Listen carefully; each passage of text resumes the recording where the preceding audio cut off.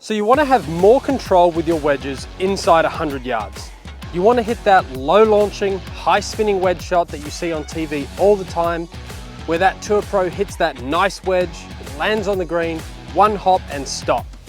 Well, I've got my TrackMan ready to go, the iPad's ready, and we're going to hit that shot for you today. I'm going to teach you exactly how to hit that shot, show you the numbers that are associated with that shot. So let's get stuck into it. Low launching, high spinning wedge shots.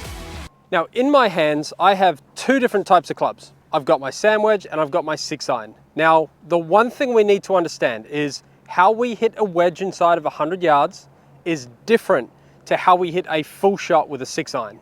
Now, when you are inside 100 yards, it is all about control. Now, hitting a full shot with your wedge is not controlled. It's a little bit breezy here today, and I can tell you right now, if I was to hit a full wedge shot into this breeze, it's not going to end well for me.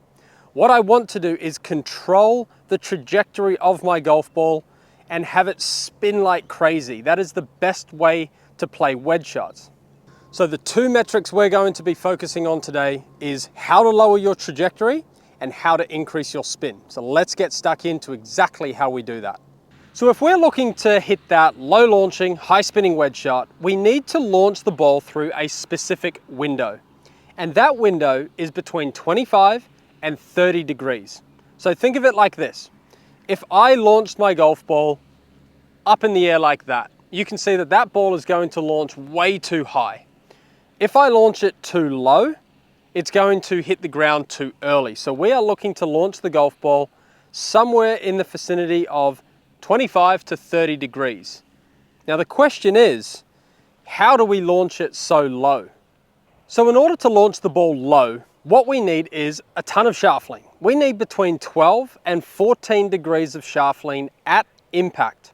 So essentially we want to reduce our loft at impact as well. So this is what we call our dynamic loft. So big difference between static loft and dynamic loft is static loft is what is on your golf club when it sits at address, basically as per normal. So in this case, I've got my 56 degree and that is my static loft. Now at impact, if I have 12 to 14 degrees of shaft lean at impact, what is that going to do to my loft? This is now my dynamic loft. So between 12 and 14 degrees of shaft lean will reduce 12 or 14 degrees of loft. So now all of a sudden, I'm looking at presenting about 40, 42, 44 degrees to that golf ball at impact. So the key to getting that much shaft lean and de-lofting the golf club so much is in our setup. So what do we want to look for in our setup? There's two things, ball position and how you actually set up to the golf ball. So what I mean by this is when we take our setup, we want our ball position to be ever so slightly back of center. Now this will give me a fairly simple way of leaning the shaft fairly naturally. Obviously if I had my ball position forward, I would have that shaft kind of leaning straight up and down or even leaning backwards a little bit. What would that be doing to my loft? It would be adding loft, and that's not what we want. We want to reduce loft. So when I take my setup, I want my ball position to be ever so slightly back, and what that's going to allow us to do upon impact is have a lot of shaft lean. Now, the next step to this is actually how you set up in general. So if we start with our feet, we want them quite narrow. And the reason being is we don't want a lot of weight shift or pressure shift during the golf swing. We want to stay fairly central. Again, we're trying to do everything we can to stay ahead of this golf ball and lean that shaft. The last thing we want is a really wide setup, loading off the golf ball and ultimately impacting the golf ball with no shaft lean.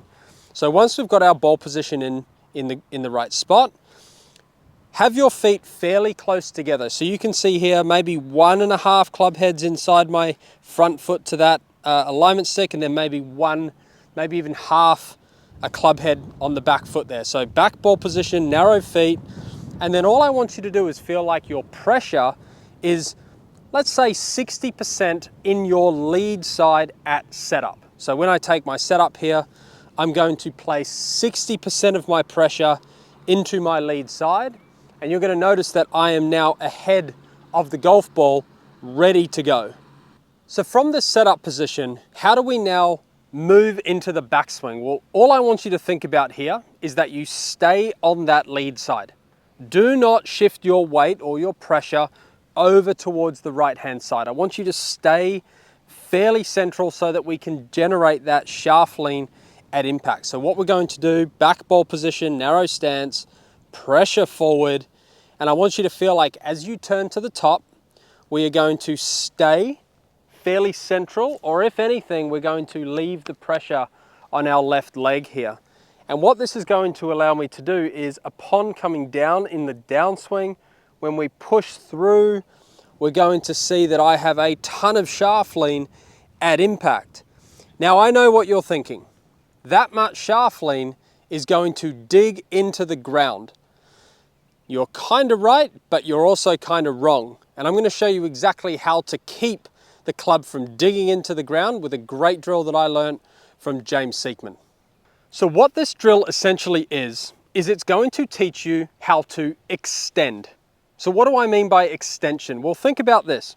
With that much shaft lean, we are driving the golf club into the ground.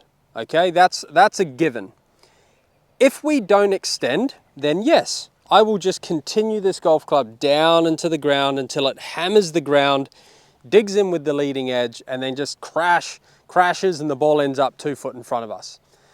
However, what we want to now do is try and keep the club out of the ground with that much shaft lean. And all we need to do now is extend our body upwards. So essentially, what we want to do here is feel like we are standing up through impact. So you'll see there that I am not staying down like everyone thinks you should.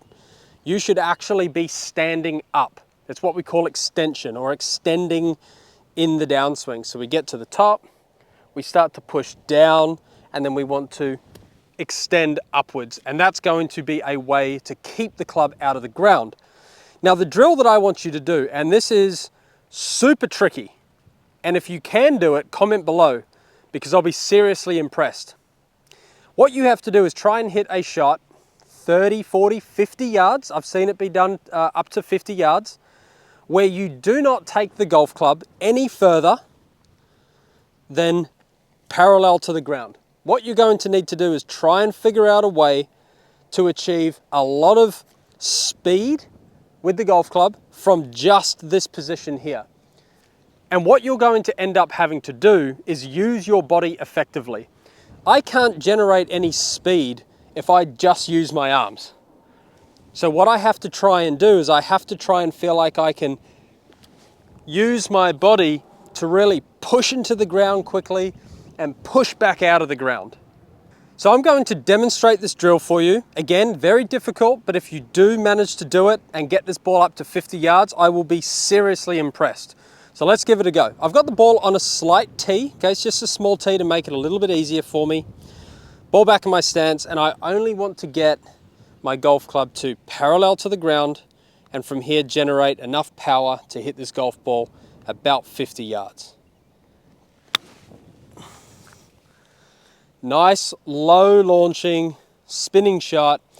And what I'll actually do for you is I'll bring up the numbers that the TrackMan's just spat out to me.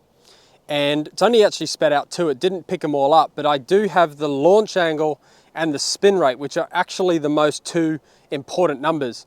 But as you can see here, 24.9 degree launch angle and almost 6.5, 6,290 spin rate. That is a lot of spin for what I reckon was about 50 yards. So now what I'm going to do is I'm going to demonstrate how to hit that low launching, high spinning wedge shot. I'm going to put the TrackMan numbers up on the screen so you can take a look at all the metrics. We've got carry, we've got launch angle, spin, angle of attack, etc. So I'm going to try and hit a 80-yard shot and have it spin as much as I can, but I need the launch to launch lower than 30 and between basically 25 and 30. So let's give it a go. So ball position back, body forward, and I really want to feel like I get that extension through the golf shot to keep this golf club out of the ground. So let's give this a go. 80 yards, low launching, high spinning wedge shot.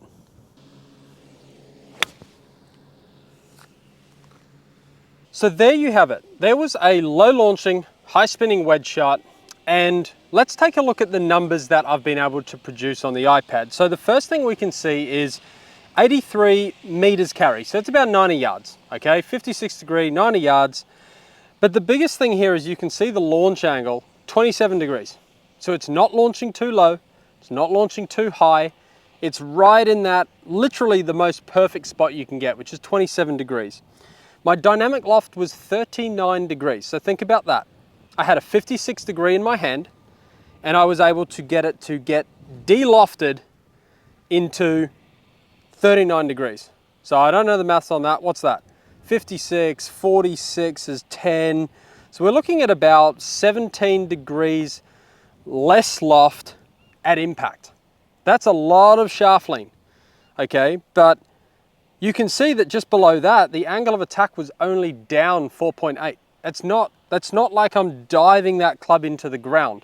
So I was able to keep the club fairly shallow while retaining the shaft lean. Okay, so that was crucial. And the reason I was able to do that was I extended that body up in the downswing. Okay, that kept the club out of the ground. A lot of spin, 8,843. That is stopping on a dime on the green, okay? So there's no chance that that ball is going to run out. So we're going to get the 1-2 stop with that amount of spin. And you can see there, the club path and the facer path actually weren't that bad, right? They're very close together. So it's not like I'm cutting across it a whole heap. It's like I'm coming into out a whole heap. Everything's fairly neutral, but there you can see low launching, high spinning wedge shot. Now there can be no argument about the numbers that I was just able to produce. It is what the best players in the world do with their wedges. They do not try and hit it high up over trees unless they absolutely have to. But if they have a stock standard 70, 80, 90 yard shot to the green, they are hitting a low launching, high spinning wedge shot 99% of the time. Now, what else do tour players do 99% of the time? Well, if you watch the video that's on the screen right now, you're going to see what the best players in the world do 99% of the time with their backswing. So make sure to watch that video. Thanks for watching.